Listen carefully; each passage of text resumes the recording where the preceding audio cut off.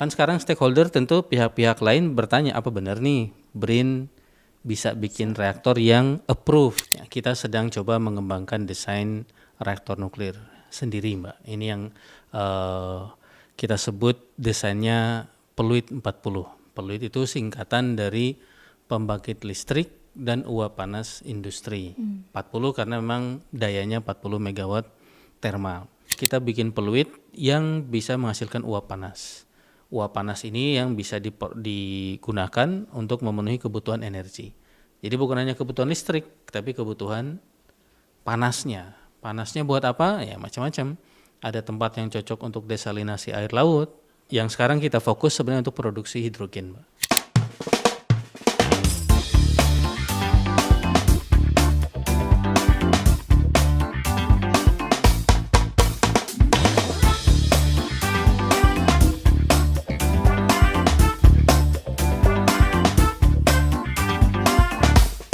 Ngobras, ngobrol santai bersama Periset. Kawan BRIN kembali lagi di Ngobras, ngobrol santai bersama Periset. Pak Topan, selain revitalisasi reaktor, saat ini Bapak beserta tim sedang riset apa sih? Ya, makasih Mbak. Tadi salah satu target kita revitalisasi RSG gas ya. Di sisi lain untuk energi yang outputnya energi nuklir tadi, ya, kita sedang coba mengembangkan desain reaktor nuklir sendiri, Mbak. Ini yang kita sebut desainnya Pluit 40. Pluit itu singkatan dari pembangkit listrik dan uap panas industri. 40 karena memang dayanya 40 megawatt thermal. Tentu juga kita ingin peluit ya. Peluit dalam artian kayak kick off-nya lah. Kayak start untuk memulai era energi nuklir di Indonesia. Ini yang sedang kita siapkan dan ini pun tidak kita mulai saat ini, bahkan tipe reaktornya itu reaktor yang disebut high temperature gas cooled reactor. Jadi reaktor yang high temperature, output temperaturnya tinggi. Ya, makanya tadi kita sebut uap panas, Mbak ya. Ini Indonesia sudah terlibat di IAEA di komunitas internasional sejak tahun 90-an mempelajari reaktor ini. Para senior-senior kita pulang dari Jerman saat itu belajar. Jadi ini menarik, kembali ke pertama Harteknas, Pak Habibie belajar Dirgantara. Di tempat Pak Habibie kuliah, itu sebenarnya melahirkan teknologi nuklir juga. Teknologi itulah yang sekarang sedang kita coba pelajari kembali ya dengan desain namanya Pluit 40. Itu yang sedang kita coba develop, kita kembangkan saat ini, Mbak. Wah, canggih sekali ya para periset Bapak ini. Dan untuk tipenya tadi HTGR ya Pak ya. Kemudian untuk SMR ini apa Pak nih? Small Modular Reactor. Ya, sekarang lagi tren Small Modular Reactor ya. Karena kalau kembali di awal, reaktor nuklir itu biasanya ukurannya 1 giga, Mbak. Jadi 1000 mega. Sekarang reaktor nuklir makin berkembang, ekspansi. Di dunia sekarang ada sekitar 450 reaktor nuklir yang sedang beroperasi. Umumnya itu 1 giga. Ketika dia mau expand ke daerah-daerah termasuk Asia Tenggara dan lain sebagainya, ternyata ketemu infrastruktur yang tidak sebesar di Eropa, di negara benua yang besar seperti Cina, Amerika ya. Di Indonesia kan kepisah-kepisah tuh. Dan banyak negara lain, jadi ternyata tidak semua wilayah siap untuk infrastruktur yang besar. Jadi kalau dibangun 1 giga, 1000 mega itu dia nggak siap. Ya, makanya muncullah teknologi kecil, small modular. Per definisi dia maksimumnya 300 megawatt elektrik. Jadi di bawah 300 megawatt elektrik itu yang disebut small modular, kecil. Kalau perlu gede gimana? Ya tinggal nanti di modular, di modul-modul aja. Jadi kalau satunya katakanlah 100 megawatt elektrik nih, saya perlu 500, ya nanti ditambah 100 jadi 5. Itu dari sisi ukuran kecil. Nah, mengapa menarik small modular? Karena juga nanti ya kemampuan modulernya itu ya, dimulai dari kecil dulu, modalnya juga kecil, baru nanti nambah-nambah terus begitu Mas. Oh, jadi versi mininya PLTN versi gitu. kecilnya, betul. Iya, iya. Kemudian untuk tadi Pluit 40 itu tujuan dikembangkannya apa, Pak? Ya, Pluit secara tren besar dia masuk juga small modular, kecil ya, bahkan lebih kecil lagi, lebih kecil dari umumnya SMR yang 100-an. itu 40 megawatt thermal atau sekitar 10 sampai 13 megawatt elektrik. Tujuannya apa? Kita ingin coba di satu sisi tentu sebagai lembaga riset BRIN ya mencoba untuk punya output yang bermanfaat bagi nasional. Di tahap pertama kita ingin melahirkan desain dari Indonesia ya dari BRIN ya. Jadi tujuannya satu memang pencapaian secara ilmiah dari target kita ingin punya desain yang bisa juga berkontribusi seperti SMR lainnya di daerah-daerah yang kecil seperti di Indonesia. Selain listrik yang juga kecil, kita bikin peluit yang bisa menghasilkan uap panas. Uap panas ini yang bisa digunakan untuk memenuhi kebutuhan energi.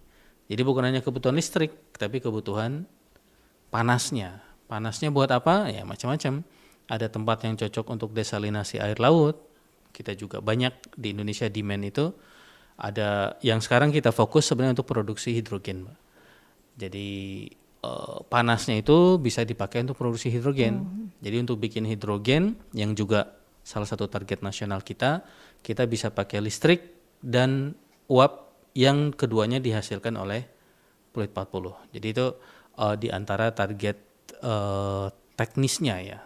Kembali kalau kita bicara filosofinya tadi, memang kita ingin akumulasi knowledge yang sudah dibangun para periset nuklir Indonesia sejak 90-an, kita ingin aktualisasikan. Nah, aktualisasi yang pertama yang terdekat kita targetkan, ya tadi dengan prinsip bertahap, itu adalah design approval, persetujuan desain. Ini menjadi konsep di BRIN bahwasanya hasil kita itu yang ngakui itu jangan kita, gitu. Harus ada pihak ketiga yang mengakui. Nah, kalau kita bikin desain, pengakuannya bisa macam-macam ya. Kita mulai dari publikasi ilmiah, publikasi kita diakui, oke. Tetapi kita tidak cukup dengan itu, kita ingin desainnya di acknowledge oleh lembaga internasional. Alhamdulillah ini pun sudah, jadi IAEA, Lembaga Nuklir Internasional itu mengeluarkan data reaktor SMR yang sedang dikembangkan. Nah, salah satu yang di acknowledge sebagai reaktor SMR yang sedang dikembangkan adalah Pluit 40. September ini mereka akan mengeluarkan versi list terbaru. Jadi 2022 itu ada 80 desain SMR, salah satunya Pluit. Nah, September ini katanya mereka akan menyaring karena banyak desain yang hanya nama tapi udah forgotten ya, udah dilupakan. Desainernya udah kemana gitu, namanya masih ada di situ dan progresnya tidak ada. Nah, Pluit 40 kita sedang proses ya, alhamdulillah initial agreement kita sudah dapat ACC bisa masuk di situ. Itu pengakuan internasional. Dan yang ketiga yang lebih penting adalah approval dari Bapeten. Dari badan regulator kita, Bapeten. Nah, kalau Bapeten mengakui maka itu menjadi desain yang approve ya, yang diakui dari sisi safety-nya, security-nya, safeguard-nya. Itu apa yang kita inginkan dengan Pluit 40. Baik, jika sudah mendapatkan approval dari baik dari lokal ya, Bapeten maupun dari IAEA, itu apakah nanti akan dibangun di Indonesia peluit ini? Ya, kalau kita bicara akan, maka dari sisi BRIN harapannya BRIN tentu berharap itu bisa dibangun sebagai reaktor demo. Karena BRIN sebagai lembaga riset berwenang untuk membangun reaktor selama tidak komersial. Selama tidak komersial dia bisa dibangun tuh oleh BRIN. Dan ini kembali privilege yang besar bagi BRIN punya. Melanjutkan privilege-nya Batan sebelumnya, kita bisa membangun. Tapi kolega-kolega stakeholder kita dari DEN, dari SDM lain bertanya, nanti kalau demo udah dibangun, terus demonya bisa dipakai apa? Apakah hanya untuk kesenangan para periset reaktor seperti saya dan teman-teman? Makanya Pluit 40 kita coba menjawab, enggak. Kalau dia sudah dibangun demo, itu cita-cita kita ngajukan juga, BRIN mengajukan ke Bappenas supaya bisa dijadikan terbangun demo plan-nya dalam kolom R&D. Jadi kita tidak bicara rencana pemenuhan energi, masih R&D nasional bikin demo Pluit 40 terbangun. Nah, setelah terbangun, dia reaktor yang sama, misalnya cangkir ini ya Mbak, itu bisa dipakai persis, tetapi secara komersial. Jadi tanpa perlu digedekan lagi, mutakhirkan lagi, ini reaktor yang percis itu yang bisa dikomersialisasikan. Ini yang kita coba komunikasikan ke berbagai pihak, ya, termasuk internasional, karena kita kembali secara filosofi BRIN juga mengajak kolaborasi dengan pihak internasional untuk sama-sama membangun Pluit 40. Tapi dalam konsep Pluit 40 tentu BRIN menjadi pemegang desain utama, baru kolega-kolega lain mendampingi, membantu. Jadi kembali pertanyaannya, apakah akan dibangun? Harapannya itu bisa dibangun. Bahkan Mbak Indri, ini sebenarnya alternatif ya. Di awal tadi kita bilang PLTN skemanya akan seperti apa, teknologi luar negeri dibangun di Indonesia secara komersial. Ini plan A, plan A-nya seperti itu, rencana A-nya. Rencana B-nya sambil kita menunggu ya, sebenarnya kalau demo ini oke, bisa menjadi alternatif mulainya komersialisasi kalau yang demonya itu nanti dijadikan komersial ya. Jadi rencananya, keinginan kita, BRIN merencanakan agar itu bisa dibangun tentunya menjadi demo yang bisa diduplikasi ulang menjadi komersial. Idenya seperti itu Mbak, rencananya. Iya. Dalam pengembangan Pluit 40 ini apakah mengajak pihak dari berbagai pihak, dari swasta mungkin atau dari pihak lain untuk bergabung bekerja sama gitu Pak? Sebenarnya meniru negara berkembang Korea terutama ya. Korea ketika menjual teknologinya ke Uni Emirat Arab itu terkenal dengan nama Tim Korea. Jadi berbagai pihak di Korea itu berkumpul menargetkan kita harus ekspor teknologi Korea. Nah, kita pun menggaungkan tim Indonesia karena tidak cukup. Bahkan di nasional BRIN sendiri tidak cukup, kita perlu engineering company. Maka kita mengundang engineering company. Kita bahkan ada juga kerjasama dengan beberapa kampus ya, ITB dan beberapa kampus lain bekerjasama untuk mengembangkan itu. Jadi ada private-nya juga, ada lembaga yang anak perusahaan dari PLN bahkan ya, yang kita kerjasama, ya kita sebut sementara ini kita kerjasama misalnya dengan PLN Nusantara Power. Mereka siap nih, ini tentu ini masih diskusi, mereka siap bekerjasama sama-sama membangun Pluit 40 tersebut. Itu baru nasional. Tadi secara internasional kita pun juga mengajak pihak internasional gitu Mbak. Begitu. Iya. Kapan Pluit 40 ini kira-kira bisa direalisasikan Pak? Dan prosesnya sudah sampai mana sekarang? Ya, saat ini Pluit 40 sedang memulai tahapan desain approval tadi. Persetujuan desain di Bapeten. Terakhir kita sudah bertemu Bapeten dan Bapeten memberikan green light ya. Ini bisa mulai persetujuan desain. Direncanakan persetujuan desain ini harapannya bisa mengambil waktu 2 tahun ya Mbak ya. Jadi 2 tahun maka kita bisa punya approved desain yang disetujui oleh Bapeten. Lama juga ya 2 tahun. Bagi reaktor nuklir sih sebentar ya. 2 tahun kalau ya banyak hal mungkin lama ya. Tapi untuk reaktor nuklir 2 tahun sebenarnya tantangan tersendiri, bisa ngerjakan dalam 2 tahun. Mungkin boleh dibilang cepat lah ya. Target optimis. Tapi itu kita coba jalani. Jadi 2 tahun ini dapat desainnya approve. Nah ini yang kita coba terus bangun trust ke stakeholder. Kan sekarang stakeholder tentu pihak-pihak lain bertanya, apa benar nih BRIN bisa bikin reaktor yang approve oleh Bapeten. Dan mohon diingat, approve oleh Bapeten itu bukan sembarangan Mbak. Karena Bapeten itu punya teman-temannya di internasional. Jadi biasanya tetap mereka berkoordinasi dengan sesama lembaga regulator ya, badan pengawas di internasional. Mereka hati-hati sekali ketika meng-approve sebuah desain. Jadi itu pencapaian yang boleh dibilang target terdekat, kemenangan quick win kita punya desain approve yang dihasilkan oleh periset di Indonesia, BRIN sebagai pelopornya dan teman-teman lain tim Indonesia tadi kerjasama juga dengan pihak internasional. Gitu.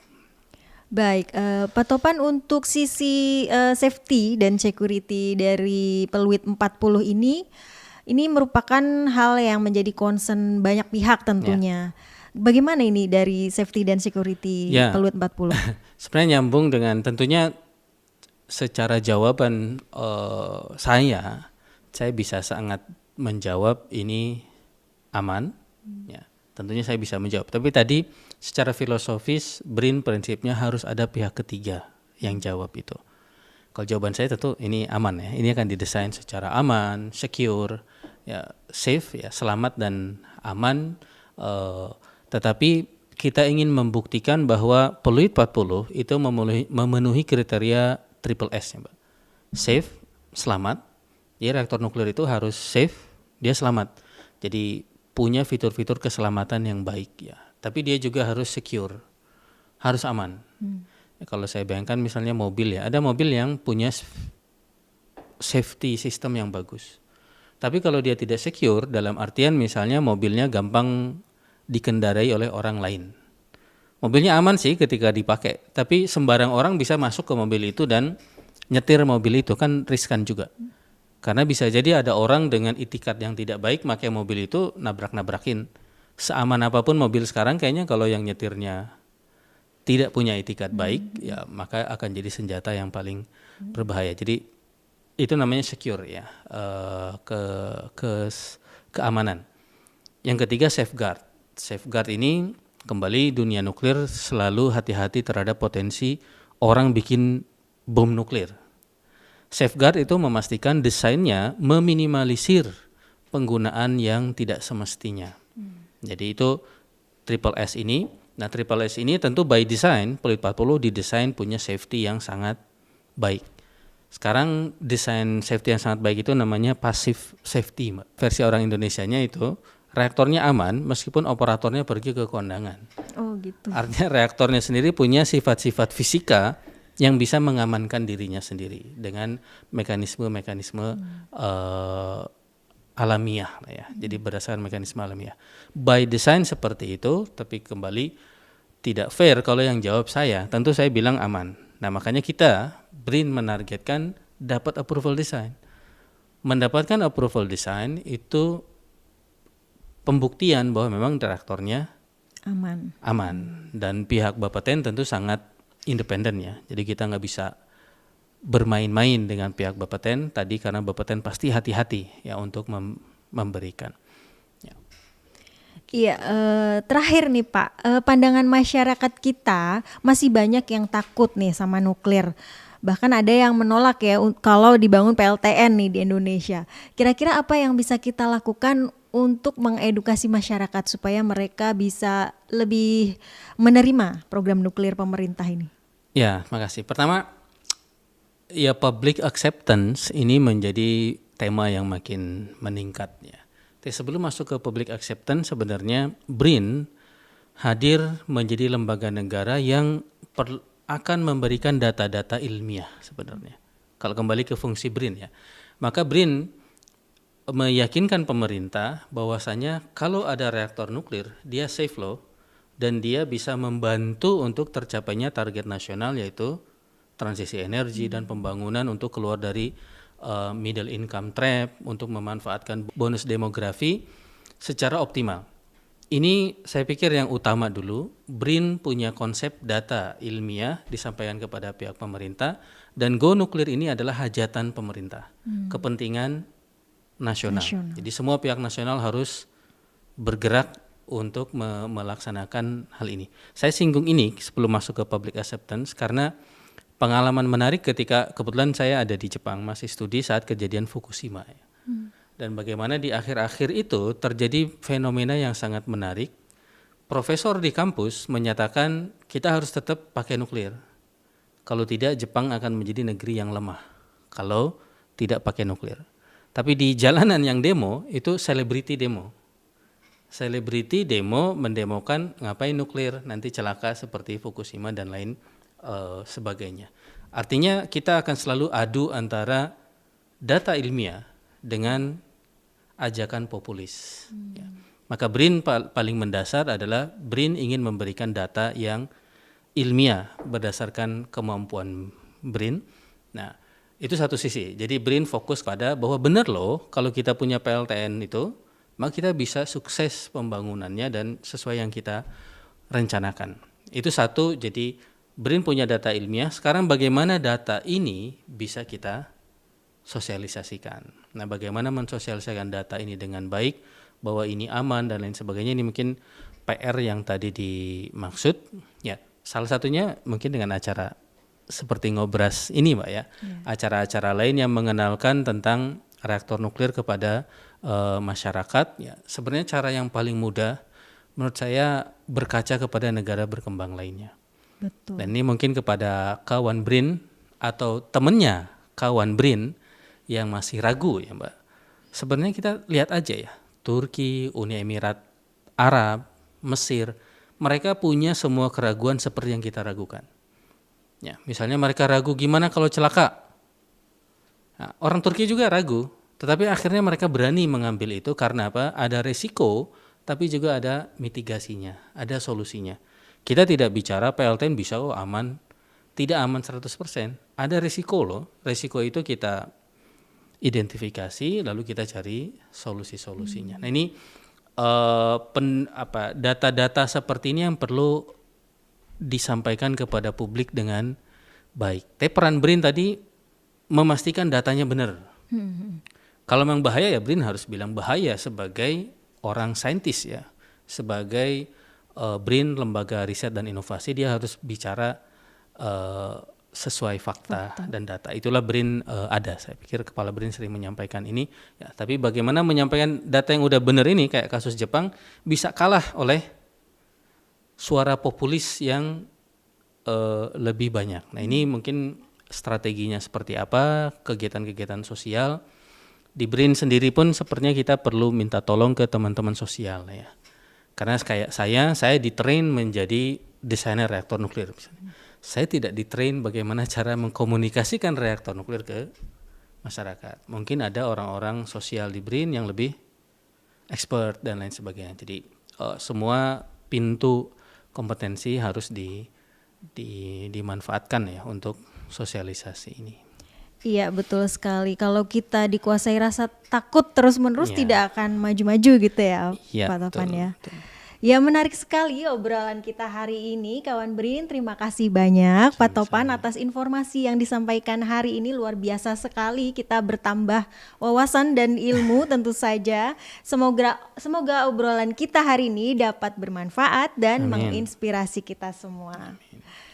Ya kawan BRIN, pemanfaatan energi nuklir saat ini diaplikasikan dalam berbagai bidang kehidupan manusia, termasuk pembangkitan energi listrik. Dengan mengandalkan pengalaman dan riset yang matang, Indonesia telah siap untuk go nuklir. Tidak hanya demi mencapai net zero emission pada tahun 2060 mendatang, tapi demi kemajuan bangsa Indonesia. Saya Indristiani undur diri, kritis berpikir, kreatif berinovasi. Sampai jumpa pada Ngobras edisi selanjutnya. Terima kasih Pak Topan.